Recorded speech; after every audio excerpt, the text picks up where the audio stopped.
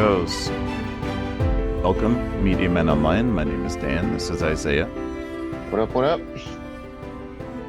right, and we got some news. Gonna tell you about some movies, a couple of video games we've been playing, the usual.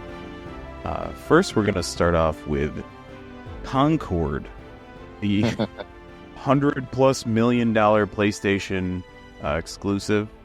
Yeah, like what, Was 10-year it a time development? exclusive? Yep. No, I 8 think to it was 10 like years, funded by something like that. Sony. Yeah, with no ideas of ever expanding it. Well, it's funny because it's like, oh, they said they started working on the game eight years ago, and I'm like, yeah, that's when hero shooters were popular. Yeah, Not now. I had a laugh because it's a very woke game, or it was, but we'll get to that in a second. The thing that made me laugh is 8 years ago, every single person on the planet thought that Hillary Clinton was going to be the president. So, everyone was trying to lean into the woke. They're like, listen, I got an idea. But 11 days in, Concord shuts down. Now, $100+ million to shut down after 11 days is unprecedented. I can't even think of anything close to this the day before shut down like 3 days after it released, but that was like an indie game, and like people knew it was like a scam kind of game like the entire way through. It's like with a game this big with that much money lost, like part of it's like respectful because it's like, okay, they just cut their losses instead of trying to, just feed off of the couple people, the couple hundred people. Yes, I think, what was it? Their max, it's Steam, so they probably had more players not on Steam, but I think their max Steam numbers was like 200 or like 600. Wow. Like all-time player record was like 600, and it's like, yeah, not great. And it just wasn't great at all. And it was very funny seeing, all this stuff come out and then it just gets shut down almost immediately. And I think the funniest part is now people are like going to the game en masse, trying to get the platinum trophy for it before it's gone completely. Come on. Oh yeah, those platinum hunters. It's like, get that platinum trophy before it's gone. Good Lord.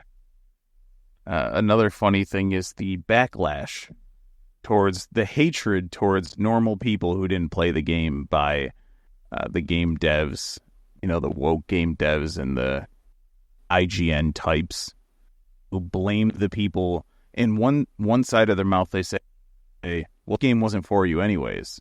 But the other side of the mouth, they say, well, it's your fault that the game shut down. Well, which is it? Is the game not for us? So we weren't going to buy it anyways. Yeah, which one specifically? I mean, yeah, when he was talking about like the women's basketball, where it's like, you're complaining about how like, oh yeah, what, not enough men show up to support women's basketball, but then it's just like, well, women don't show up either to support, or the WNBA, and it's like, you can't have your cake and eat it too. It's like, oh, there's a problem no matter which way you look at it. It's funny, huh? Yeah, there's no real incentive for men to watch WNBA, but why aren't the women who are crying about equal pay supporting? If the women bought the merch and bought the tickets, WNBA would make just as much as the NBA. There's no sexism there. It's how much do you make versus that's how much we'll pay you. Like that, it's very easy. But people are dumb. Like you invest enough money into it and it'll become as big as the NBA. It's just they're not there yet. So I mean, like, look, people are already talking about it with the girl who's like been a big talent in it is getting people talking about it and actually watching it. It's like you'd have more people like that if you were able to put more money into it. But people just aren't supporting it. And it's the same thing with Concord. It's like, we made this for everybody, or we made this to, help be representative, but it's like, you made it for like the people who are into that type of DEI thing, and then you complain when not everybody wants to get the game then. And it's like, oh, it wasn't made for you to begin with, Very, but then also, why aren't you supporting it? yeah, a very common trope in any sort of field, any sort of art. If you try and make something for everyone, you make it for no one. But if you make it for a very, very small portion of the world, you can't be surprised when a very small portion of people buy it. It's a very strange. I just Now, it's there's funny actually.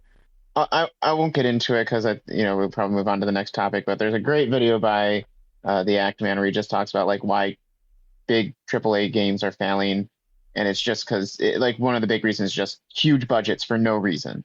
You get games like Wukong, that are just doing really good, and it's not making as much money as like a Destiny or something, but it's like for the budget the game had and for the amount of people that are playing it, then it's a huge success. I mean, it's very similar with movies now, I guess, too, where it's like movie budgets are insanely huge and it makes it harder for them to be successful. It's just like you've got to stop pumping all this money into the stuff. Yeah. Yeah, it almost at some points when you see some of these budgets for these movies that don't look that good, it almost feels like it's just like a money laundering scheme. I swear. Yeah. Um, well, one of my favorite manga ever, one of my favorite anime currently is Mirako-chan, and it's about a girl who can see these. If you see the screen here, girl who can see ghosts. But the gimmick is that it's kind of a comedy. It's a horror comedy. The gimmick is for her to not. If the ghosts know that she can see them, then they can attack her. So she has to act like she can't see the ghosts. So as you can see, there's a ghost stalking her at the bus stop. She has to pretend like it doesn't exist. The reason I bring this up is because a second season, and this is per X, so take it with a grain of salt, is in the works. And the first season's up on Crunchyroll. It's very good. It's very entertaining. It's not like the next Attack on Titan, but in terms of a show that's just an interesting concept, it is a highly, highly recommended from my perspective. And I do read the manga. I have all the volumes. It's still Yeah. ongoing, but A lot of good have you ever checked this one out? anime. I haven't. I've seen clips here and there, but it's just been mostly off my radar. Yeah, But this one's been like what, like 3 years, right? Since the first season came yeah. out, or am I off base? I'm pretty sure, yeah. Few Yeah. years. So it's crazy that it's taking this long. We just got a lot of good anime coming out. Yeah. We're going to talk about one next, if you want to take that away. Yeah. I mean, if you've listened to us talk at all, we've gone on about Dawn to Dawn so many times. We're excited for the anime. The first encounter, which is I think it's the first three episodes combined into one, is coming to theaters. I believe what, this next Friday or something. But Hey, I wrote down the date somewhere, and I'm looking at your screen here. It's oh, coming to shit. theaters the 4th of October, actually. So yeah. Or no, Oh, sorry. okay. It's coming to theaters the 13th of September. So that's actually in a couple days for us.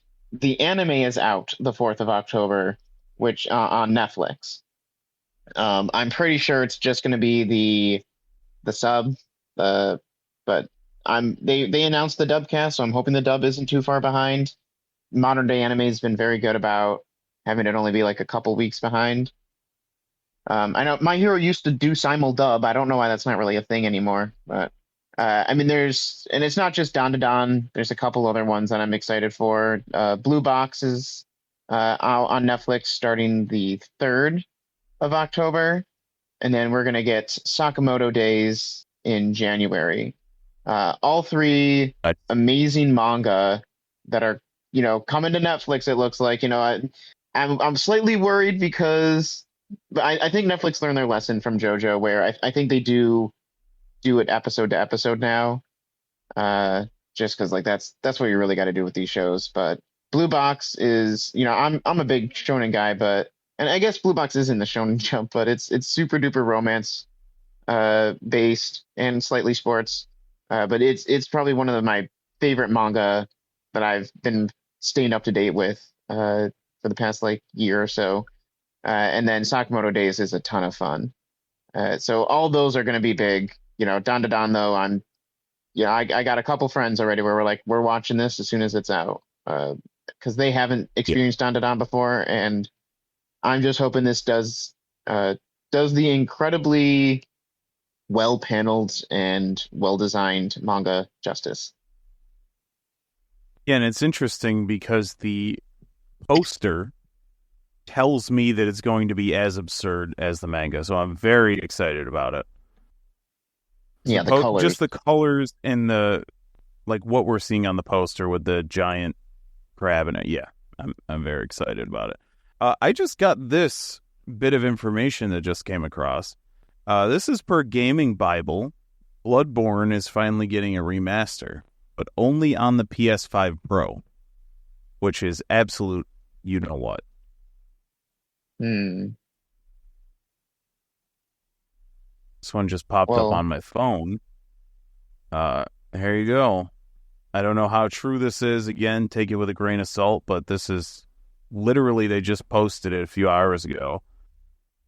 And apparently that would be a damn shame because I'm not paying $700. Speaking of, this is our segue. The PlayStation 5 Pro is announced, and it's going to be $700 for the base model. And they're going to have an attachable disk drive for rumored $80. Or is that confirmed? I believe it's rumored at this point. I It's think you're 80 right, bucks. but just for the Mhm. Bloodborne thing, because I was looking at it, Uh-huh. it's not so much that it's getting a remaster, but part of what the PlayStation 5 Pro can do is using like specific technology, I guess. It can like basically take a game that doesn't look good and like only runs at 30 frames or something and upgrade it. That's part of what it can do. So they're saying like through this technology they've Uh, added in it, it's kind of a remaster of Bloodborne. It's not actually though. Gotcha. Yeah. And the other thing is a stand for $30. So if you get the whole package for this PS5 Pro, it's $810 before tax, which Yeah, that's insane. I just can't believe it. That is insane for like, especially because you think of like the jump from PlayStation 1 to PlayStation 2 graphically. I'd say even the jump from PlayStation 3 to PlayStation 4 was kind of like crazy good. But then you went from like 4 to 5, and I think the big jump for 4 to 5 was 60 frames per second, which is why like, the Mhm. whole thing with Bloodborne is sad because Bloodborne so is only stuck at 30. But like games being able to run at 60, but then also have the graphics mode if you want to do it was kind of like the big thing for that, I remember. Like I went from playing Genshin Impact on the PS4 to the PS5, and it was like I can't really go back to my PS4 because the 30 frames per second is just so noticeable now. Uh, but then like I look at like PS5 Pro and it's like okay, for certain games you can have up to 60 frames per second and some of them 120 frames per second, and then also maybe have a graphical mode at the 60 frames per second mode as well. But it's like they were showing like the comparisons, and I'm like, it's bare. Like I can tell it looks better, but barely. And is it worth $700? Well, I can let you answer that question. Yep. Yeah, it's if it was me, right? What was the PlayStation 5 without the disc drive? Was that 400 to start? I think so. Yes, that So here's sounds what correct because I believe mine was 500 because I got the disk drive. And yeah. that's the other thing is like no disk drive is just like I hope this is not a look at like PlayStation 6 is not going to have physical or something. That's ugh. Yeah. So what I would do if I was Sony and I just had a game that just absolutely bombed, I want more people to buy my actual discs than I do a console, right?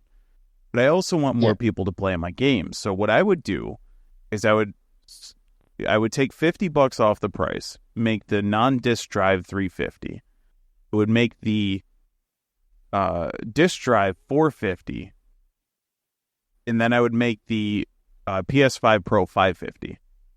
That's how you get more people to play your games, because who is this PS5 Pro for? If it's $800 with the disc drive, you're not getting any new customers. You're just getting people who have extra money. There's nobody who's going to buy a PS5 Pro who doesn't have a PS5. Yeah, You like know what at I'm that saying? point, just get a PC. I mean, like I can see how it's like, okay, Right. people who haven't gotten a PS5 might want to get a PS5 Pro, but I'd take one look at that price and I'd just be like, no, I'll buy a regular PS5, like a discless, like Right. yeah, I think it's either 400 or 350 now for a discless, or yeah, discless PS5. That's like half the cost. So just think, do you want to pay twice as much for a uh what was it? One without a do they have one without a disc? So PS5 Slim, which I guess they just stopped creating the regular PS5s, right? Oh yeah. Like Okay, they're wait, all going to be renewed. yeah, I Oh, that's guess. $420 for a renewed digital PS5 Slim? That's actually I out of guess control. Okay, oh $469 for yeah. the it's But that, renewed that one comes again. with the disc drive. See, I'm thinking like without the disc drive. Let's say it's $400 for it without the disc drive right now. Uh that's through some third Oh party my because god. I Keep think going. right. I'll look through some. Yeah.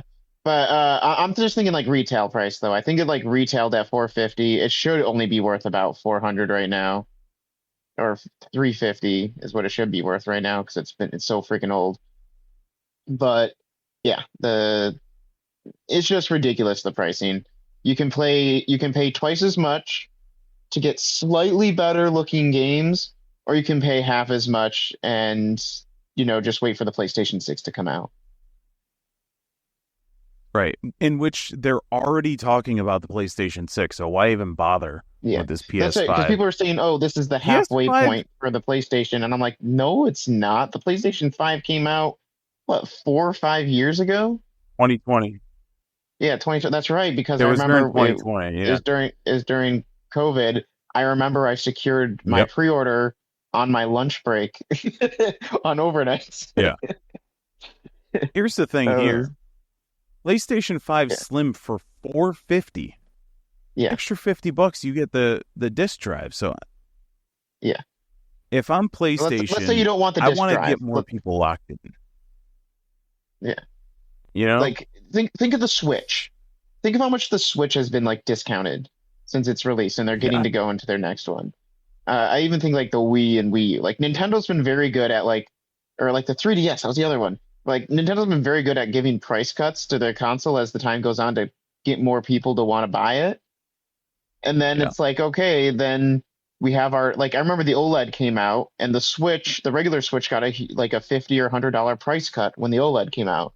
So it's like, all right, OLED, you know, kind of very similar thing. It just looks slightly better with the graphics on the screen, slightly bigger screen, runs slightly better, fixes some of the problems, and it was only like $50 to $100 more than the base price of the original Switch. Yeah. The movie that I saw a couple weeks ago at this point was the most interesting movie I've seen this year, and that includes Boy Kills World. So I'm going to beat around the bush here because this movie, once you know what's happening, how do I put this? Once you know, the movie takes you on a dance of intrigue, of confusion. Let me just break it down this way. In the beginning, they say it's a 6-chapter story in which a serial killer is on a rampage through Oregon, I believe. And here, listen to the. You can actually read this one without it spoiling it, but let me give everyone a full disclaimer. I showed my brother the trailer to this, who my brother is as big a movie buff as I am. And the trailer, the first trailer that I saw before I saw the movie, did not ruin what's happening. The trailer that he watched, he asked me a question like, with the reveal, like, are you kidding me? Don't watch the trailer. Trust me. Just trust me. Avoid the trailer, watch the movie. So it's 6 chapters, and they don't give you any other information than that. The main character, there's 2 main characters, this gal in the poster and the guy here. His character is called, I believe, the Demon, and she's called the Lady. And then they send you off, they're right into this guy hunting this girl, right? Yeah, The guy with the that's Kyle mustache. Galler. He was in Smile. I really Nice. like him as an actor. Yeah. And so the movie starts with chapter 3. Some stuff happens. Then it jumps to chapter 5. And my thought is, okay, the director is trusting the audience enough to fill in the blanks, to fill in chapters 1 and 2, and understand what's happening in chapter 3. Then when she gets to a certain point, the chapter 4 section seems so obvious that they just jump to chapter 5. So I thought we were going to keep increasing in chapters, but no.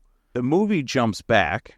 We go 3, 5, 1, 2, 4, 6. I believe in that order. As more and more of the puzzle is revealed. That's all I'm going to say about it. I don't want to ruin this for anyone. Just everyone listening within the sound of my voice, just go watch this movie. Don't watch the trailer. You can read the Letterboxd synopsis, but I cannot vouch for any other synopses that will be out there in the ether. So the Letterboxd synopsis tells you the story without ruining anything. Just watch this movie. It felt like I didn't blink while I was watching this. It was so interesting. And JT Mulner, who is the director, who I'd never heard of before this, is only responsible for a few items. Have you seen any of these movies? Outlaws and Angels, Flower. I haven't seen any of them. No. Yeah. Never even heard of any of them. He's got my attention. I'll tell you that much. Go watch Strange Darling. I think it's out of theaters now. It's in AMC theaters. Figure out a way. Still. So if you're lucky and you have an AMC theater near you. But yeah, it doesn't show up on Regal theaters anymore. That's unfortunate. But yeah, just go watch it. Trust me, avoid the trailer.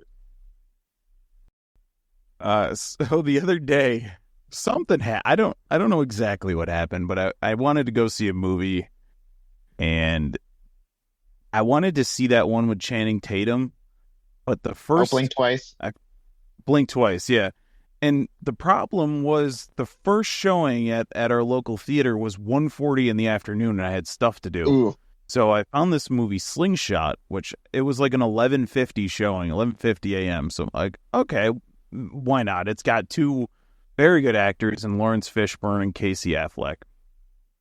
An astronaut struggles to maintain his grip on reality aboard a possibly fatally compromised mission on Saturn's moon to Titan. The whole movie, 95% of the movie, other than flashbacks, Casey Affleck's the main character, a ship to Titan. But the slingshot is that they have to use Jupiter's gravitational pull to kind of like bend them and launch them like to Titan, or else they're not going to have enough fuel to make it. So, and the only way to get back is by using the methane on Titan. It's a whole thing. But it's a character piece about Casey Affleck has to, every 3 months, he has to wake up out of hibernation to check on everything, make sure everything's running properly. He, who's the guy that plays the French dude in frickin' The Boys? I don't know the name of the actor. This dude, yeah. He's the other guy on the ship. Oh, he's in the movie. That's cool. Yeah.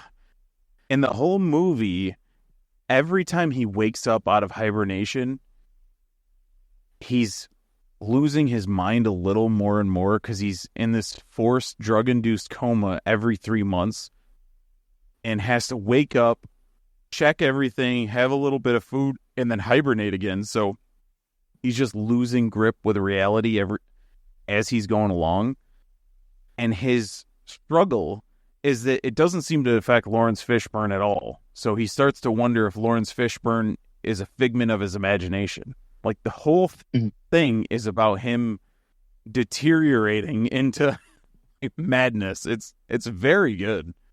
It So you was like the weird movie? because I did like it. A 2.8 seems a bit low. It's like a 7. It's not anything amazing, but it's just a very interesting movie to see. Like I think it's like a 15-month journey that they have to partake in. So he hibernates 5 different times. He's got to do it on the way back. So he's just slowly losing grips with reality, and it's very good. The ending I didn't like, but I won't explain why. I do recommend this if you're in the mood for like it's a very small cast. There's only 4 important characters because the Casey Affleck's girlfriend back home is the main um, source of all his flashbacks. But it's an interesting movie, but you have to be in the mood for it. I didn't really know what I was getting into, so at first it's kind of like this movie's kind of slow, maybe a little boring, but once you come to grips with that fact, it's a very good movie. So, have you ever heard of this I one? also see that I'd never heard of it before, so you just popped up on screen. But I saw David Morrissey, and I'm like, oh, that guy played the governor in the Walking Dead TV show. I recognize that name. Oh yeah, that's what he was from. Yes. He's like the NASA director guy that chooses Casey Affleck for the mission. So, Gotcha. yes, he's very good too. All right. Man, I Alrighty. love the Genshin Genshin Impact Impact. art. Oh my god. Genshin Impact 5.0 is here. With it comes the new region, Natland. Wow, I sound like I'm an ad for the game. Uh, but I played it when it came out. I A cool thing that they're like, I guess I'll just talk about in general with this 5.0 update. Natland is cool. We get new area to explore, new characters, new story, all this cool stuff. But a lot of the stuff that excited me was a lot of the non-normal stuff they were doing. So like for the poll system, they added it where, it used to be like a 50-50 for the 5 star before you got to pity. But now it's like I think technically percentage wise, it's like a 55-45, but you have a chance of when you get a 5 star, if you aren't guaranteed, to have like a special animation that happens where it does guarantee it then. So I think that's a little cool thing there to help with the pulling odds. Same thing with the weapon banners. It used to be you have to if you pull the wrong one twice, you're guaranteed it the third time. Now you only have to pull it wrong once and you're guaranteed it. So it's actually like the character banner. For the anniversary event, they're giving out a free standard banner 5 star character. It was funny because, we got like nothing for anniversary events stuff, and then Honkai Star Rail was like, "Hey, here's a brand new character that you can get for free," and then people are like, "Really?" I mean, Honkai Star Rail get like you can tell they get all the good stuff and they actually care about the player base for that game. Genshin Impact players get the shaft because they know that the game has made billions of dollars, so it's just like we can screw the customers over a little bit. But it was very nice where there's a lot of quality of life stuff that's happening. This wasn't added in this patch, but they did it so exploration stuff can now count towards your dailies, and then you can build that up over time. So just a lot more player friendly, especially for people who can't play a ton each day. And like for me, where it's just like, like I just check in, do my dailies and leave. And that used to take me like 30, 45 minutes. Now I can do it in like 10 minutes, where it's just like, all right, all I have to do is use up my resin for the day. And that completes my dailies for me because I have a lot of backlog from exploring. But getting to the gameplay itself, the world is even more fun to explore than it was before. You can kind of like inhabit beasts uh, and use them to explore in different ways. And the cool thing is, if you do pull for the characters that are out on the banners, they have the same abilities as the beasts. So that way you can explore with the characters, but it's also good for free to play players where if they can't pull for the characters, they can still explore in this really cool and unique way. And I think that's really awesome. The story isn't hooking me as much as Fontaine did yet, which was the last area, but that also really started to like really nail things down. Well, I think it's just Act 5 really sealed it, which made it like my favorite story. But the story's been fun enough so far. Uh, but yeah, that's I've been spending a lot of my time just exploring the new open area. It's as if, like a map, a section of Breath of the Wild or Tears of the Kingdom was blocked off, and now it's available to us, and it's everything feels fresh and new. It's it's been very fun. I always like these brand new point oh updates. So it really does feel like a massive leap forward in the game. And a lot of the quality of life stuff has been very nice recently. And I Is think this on the the big opposite side of the area? oh, what's that? Uh, is this the big area that they attempted to boycott? This is the one. Oh yeah, yeah, which didn't work at all. Oh, no. Like I said, it's funny. Because we were talking about that boycott, and then I was watching a video talking about it, and they said, let's go see, like, if you want to see why all the characters are white at the end of the day. Because there are darker skinned characters in the game, it's just they're like NPCs. And you look at, he went on to Bilibili, which is kind of like the Chinese forum boards, and everyone was just like, if I see a non-white character, I will quit playing the game. And all this stuff like that, where it's like, and it's like China's, it's a Chinese game. That is their main audience, is the Chinese audience. Sure, it's been a global hit, but their main audience that they caters towards are the Chinese audience. And they're the ones that are saying they don't want any non-white characters. So it's like, what do you think they're gonna do? Cater to you Americans with your DEI, BS, like, you Concord lovers, or hey, you know what? The same amount of Yep. people that played Concord signed that petition, or made an impact or something. But it's like, no, they're gonna go to their character base, and like I said, what I think matters in the end is the culture is properly represented, and I think it has been, and I think it's been very cool. I like the music, especially. Oh man, I can't believe I almost forgot. The music in this region is amazing. Uh, it's once again very unique sounding compared to like all the other regions, but just listen to like tracks of it, and it's especially the battle theme is probably the best battle theme we've gotten for an area. But, it's been wonderful, and Genshin will continue to do good. I think it'd be especially funny because the next area that's going to be coming out, so basically a year from now, is based off of Russia. I hope it's no white people. Just for the memes. No, they're all white. Jesus. Well, it's funny the people point to race all the time. Or go ahead. So this is my poison these days. I've almost completely fallen off of Destiny. I haven't played it in a couple months. Still one completion on that raid. So I've been playing Honkai Star Rail, and a new update just dropped. They're doing this thing, so it's hard for me to just accept this style of gaming. I grew up in the era where you unlock characters by playing the game, but a lot of these characters are, I mean, you still do technically, but you still have to like roll for them, which is, it's hard to consistently stick with that. But I'm having fun playing the game and trying out different team builds and things like that. There's a lot of things that when you first play the game, it feels like a basic turn-based RPG. But when you really understand the mechanics and the types of damages you can do, like damage over time, follow-up attacks, break specialists, all of these things make the game more fun. So what I've been doing lately is a damage over time team It has a couple of follow-up attackers, and I just melt through all these enemies. It's so much fun.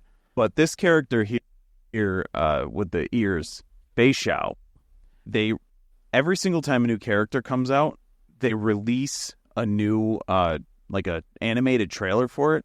This stuff is so damn cool. They can make an anime about this game, and I would watch it. What they've been doing is having three. This is the first week they've done it, or the first update. Three prior characters who you might have missed out on available, and one new character, which is Fei Xiao. Actually, this Moza guy in the center, he's new. And Lingsha here, lady on the far left, is for the next update, 2.7. Or sorry, 2.6. So it's three older characters, and then this lady with the fox ears, and also this Moza guy. Lingsha on the far left is not, but Moza is available with her because he's a 4-star guy.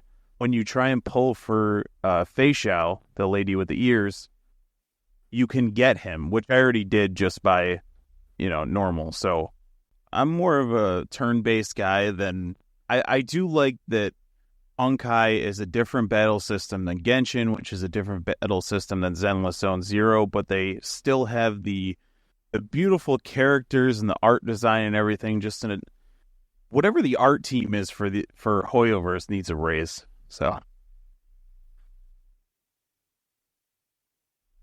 yeah, absolutely. There was one that was so good between my favorite character Acheron and this Black Swan that I went and started watching people's reactions to it. That I love the trailer that much, but we got to move on. So I didn't really get into Linkin Park until after Chester Bennington passed away, who was the lead singer for the band. And but I grew to respect a lot of the music and what the band did for that genre when it came out. But then 7 years passed, and Linkin Park was like, "Hey, we got a surprise special announcement we're gonna do." It ended up being like a concert. They started a new song, and then this new singer came out, and it was super funny because I was like, I don't know if I could listen to Linkin Park without Chester. They released some remixes and other stuff in the 7 years between, but I was just like, it just doesn't really feel like it would work. But then after reading like the statement they came out with and then hearing the song, I kind of changed my mind.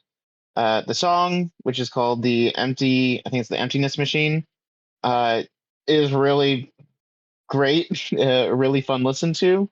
But then the Mike Shinoda, who was the other co-vocalist, kind of could say like one half of the face of the band up there with Chester. He was like, this isn't Linkin Park as you knew it, and we're not trying to replace Chester. This is a new era of the band. We're not trying to recreate the type of music we made then. We're trying to evolve and do something new. And like after hearing that, I was like, you know what? I'm gonna give it a listen. Because that I can't expect them to be the same band without the same lead singer, but I also think it's quite punishing to not allow them to be a band anymore just because the lead singer passed away. And then like 2 days later, there's this whole controversy about how the new lead singer, Emily, I can't remember her last name, I think it's Armstrong, Emily Armstrong, how it's like, oh, she was called to a trial for a guy that was convicted of something that will get us demonetized on YouTube. An R word, 4-letter R word. uh, and it was like she was to that, and he was a Scientologist, and she's a Scientologist, and all this stuff started coming out that kind of like put her in a really bad light. And then she came out and said, "Hey, I was called to be a witness for his trial. I went out and as an observer for one of the days, and then realized this ain't it, and broke all ties with him." And then like in regards, she didn't mention anything in regards to Scientology stuff, but she's queer. She's had a lot of lyrics that go kind of like against standardized religion. So people are like, is she still a member of the church, or is she excommunicated? Kind of like what happened with Chris Stuckman. Uh, So it was interesting. People hearing the song, being like, "Wow, this is actually really good." Linkin Park is not back per se, but something new started that we can all get excited for. And then people are like, "Oh, we can't support it. She's bad and evil." And then maybe not so much. Maybe that's just people trying to tear down a good thing. But I'd say give the song a listen to, read the information on what happened yourself, come to your own decision. This is the analog. I own it. I own one now. It's a emulator slash can play physical games. Game Boy, Game Boy Advance. They have Game Gear, Neo Geo Pocket adapters. Let me see. I think I gotta go up to the store section. They have a link cable which you can play with other people. Tomorrow at 8 a.m. PDT, they're releasing new colors. Why is this important? Because the damn thing sells out every single... This is going to be sold out. 8 a.m. PDT is what? 11 Eastern? It'll be sold out by noon. These things are gone all the time. I might try and snag one of these, and take advantage of resell value, but we'll see. So I have the orange one, which is different, I guess, than this yellow here. But anyways, they have all these adapters. That's not what those are. I'm trying to show here. Store. So $250. That's what this will cost you. Now, why would you want this when you can literally buy any other emulator for $50? Well, there's not many that can play physical media. I have a bunch of old Game Boy, Game Boy Color, Game Boy Advance games that I've been playing on this thing. The build it's so weird how good this thing feels just to hold. So let me scroll down here. I'll show you this next time we do in studio, but they have docks where you can connect it to the TV. They have link cables to where you can play old school, like back in the day when we used to play Game Boy Color. Game Gear adapter, pocket adapter set. It gets a little pricey after a while, but what I've been doing, I've had this thing for a while now. I'm thinking about getting the Game Gear one because I have some Game Gear games. But it's just nice to have an avenue to retain physical media, because everything, the 3DS store shut down, and I know that's digital, but they can take games away at any point unless you physically have it in your hands. The other thing, which is really freaking cool, is on Etsy, they have Pokemon Liquid Crystal. So this is a game that was created by, it's a ROM hack, and they literally sell a physical version of it that works in the analog pocket. I'm playing this game right now. They have all sorts of different ones. What was the other one that I had? It was a Pokemon Scarlet Game Boy game. Somebody took Pokemon Scarlet, made it into a regular Game Boy game. It's not the entire game, and sold it as a physical edition, and I have that. So it's just really cool to see all the sorts of things you can do. Is it expensive? Yes. Is it too expensive? I think so. But there's just so many different, here you go, Pokemon Unbound. It's all different sorts of things. So, and it's not just Pokemon games, but that's kind of what I've been into. So, have you seen this Analog Pocket at all? First time I saw it was when you popped up that image. Really? Yeah, I've never even heard of it before. Also, the original black and white versions, the base models, they are releasing tomorrow as well, and they're $30 cheaper. So if anyone's thinking about getting into this thing, you don't have to go for the special edition colors. I think those are going to sell out. I really like this berry color. I don't know. Really nice. I still have my original Game Boy Color that's this kiwi color. So they were selling, I think they might even still have them, but the price was just, had actual aluminum versions. These are plastic, but they're very durable. Aluminum versions that were $500, which was insane. But same exact console, just aluminum frame. So, Nikocado was avocado. Alrighty. For for people who don't know who this guy is, you're lucky. I guess you were lucky. You could like it was this is a whole weird situation. So Nikocado avocado was he started YouTube like 7, 8 years ago. He was like super duper thin, and he was a vegan. He played the violin, and then he got into mukbang, which for people who don't know what that is basically eating an ungodly amount of food on screen, and that's it, just for the idea of, oh, I'm eating along with you. Like that's how it's supposed to be.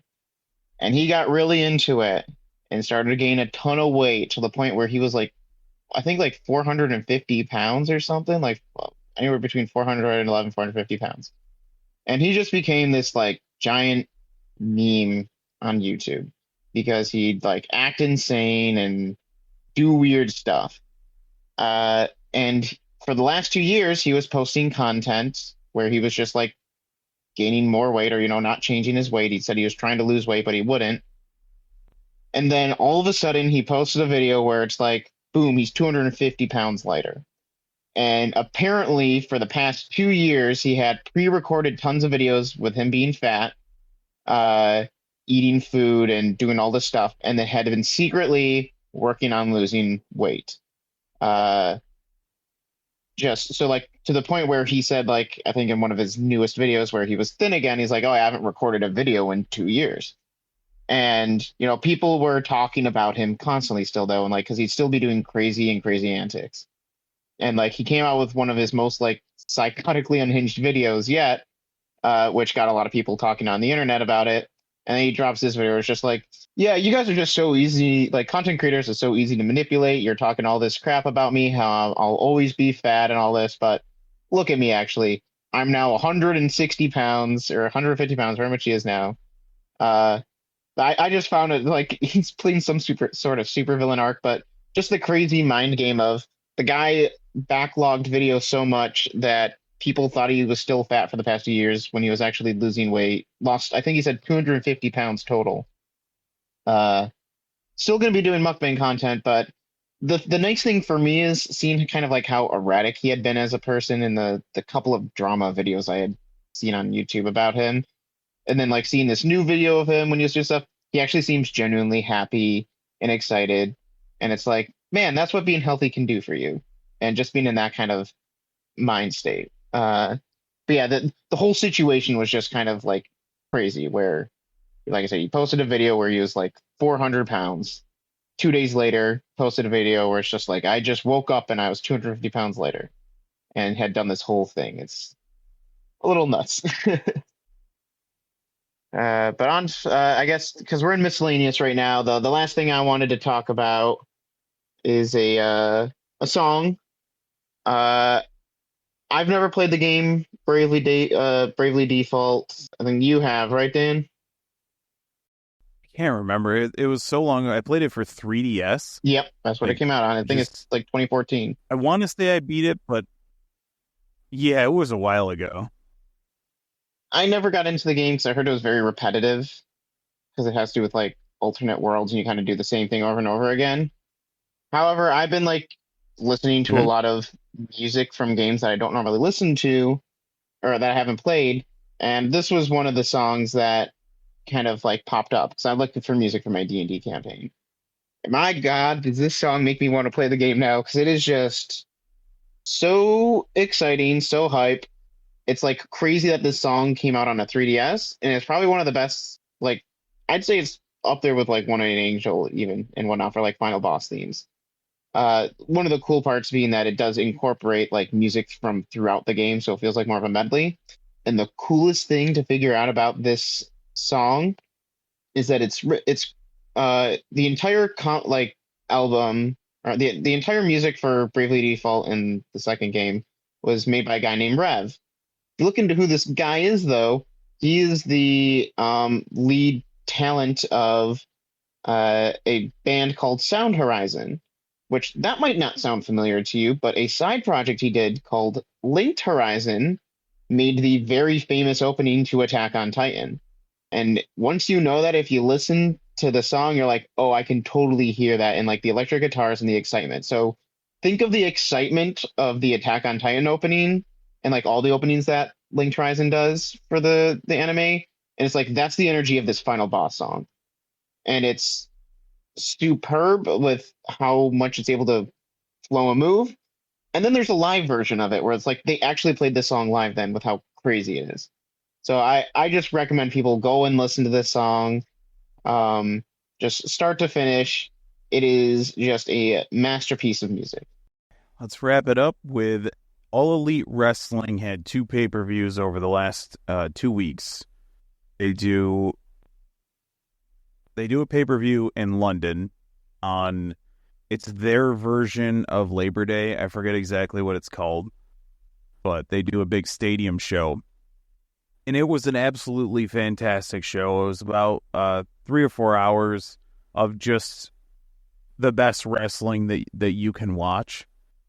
And the thing that I enjoy most about them is they mix it up. So if we're just taking a look here, so you have the 2 like main matches, right? These are for the 2 like main championships. The whole build up to this match, Danielson against Swerve, is if Danielson doesn't win, his career's over. So Danielson's family's at ringside, his kids, his wife. So they got to watch it. Like the whole drama, they're included in it. And Danielson's wife was a wrestler. She wrestled for WWE for like 10 years. So she was able to like add to the, she's not an AEW employee, but she's able to understand what's going on and add to the, the whole drama of it. We have ladder matches, Casino Gauntlet. It was just an entire spectacle to watch, and every single thing was entertaining. So 2 weeks later, they do this was last Saturday, AEW All Out. They do a yearly show in Chicago, and this, if you just look, see this guy on the left, Hangman Adam Page. Look at his eyes. What is he saying to you with those eyes? Possibly that he's going to kill you? Yes, it could be. So, really quickly, match, and they called it an unsanctioned match. So, all the lights turn off, they turn them back on, they say AEW's not responsible for what's going to happen. These 2 guys are put in a cage, and it felt like they were trying to murder each other. There are staples involved, a staple gun. Guy Swerve stapled a picture of his family because on the previous Dynamite, Hangman burned down his house. Google that. It's phenomenal.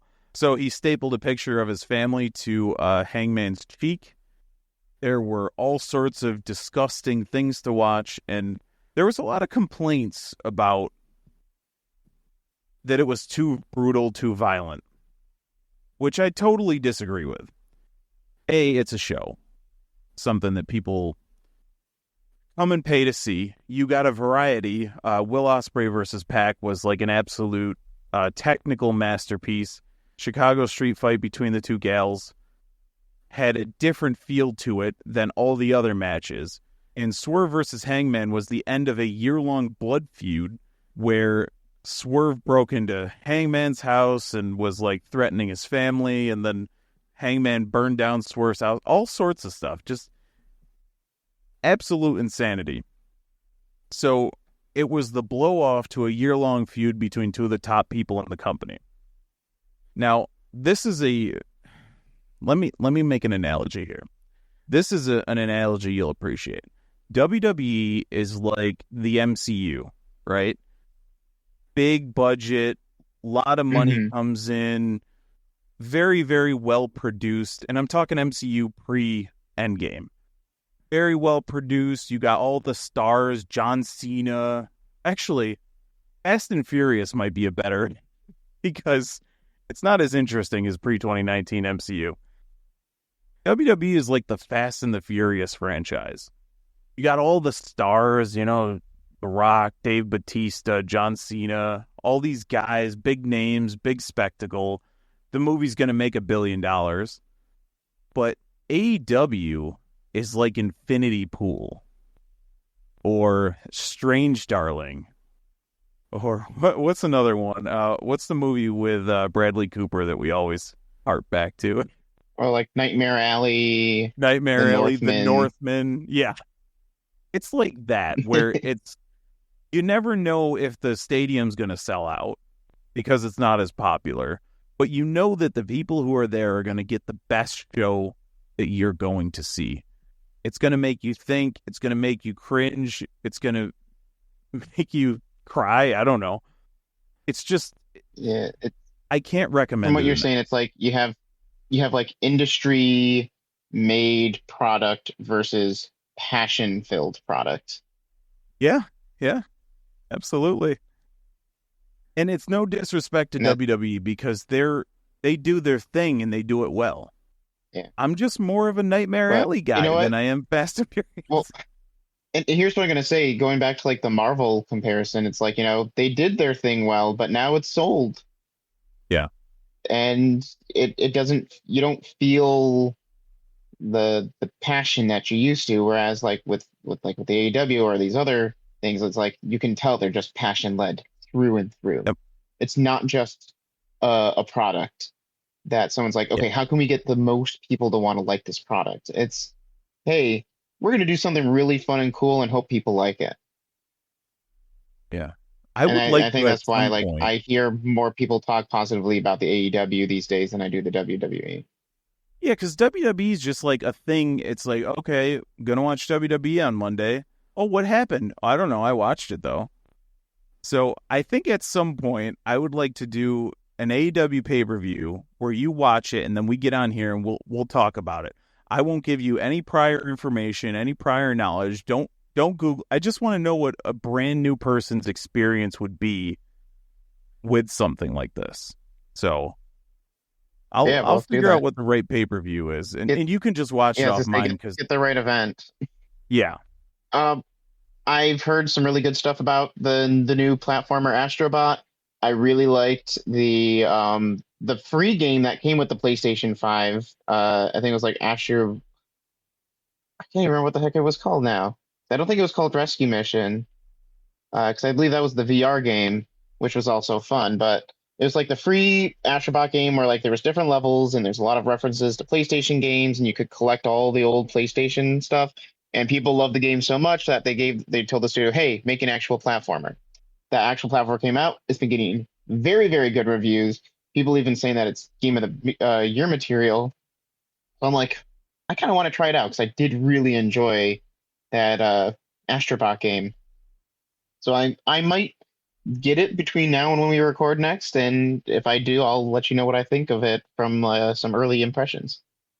All right, Speak No Evil next week. It comes out in theaters actually in 2 days, but I won't be able to see it till next week. However, there is also a Speak No Evil that came out in 2022. It is the exact same movie that this is based on. It is actually in English. Yeah, it's a remake from something that came out 2 years ago. So I'm going to talk, I think, about both, maybe some comparisons. And then the last thing, this YouTube channel called That's a Bad Idea has a few different horror movie shorts, like a horror film shorts.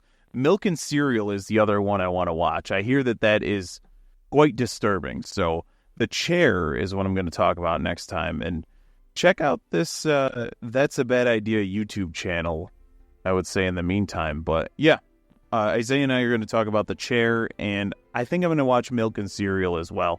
And cereal spelled like serial killer. So, all right. I think that'll do it for us. So we are making perfect timing. I literally got to get ready for work in 2 minutes. So, all right. Good. So we'll catch you. Let us know what you think down below. Like, share, comment, all that good stuff. And we will catch you guys later. Peace.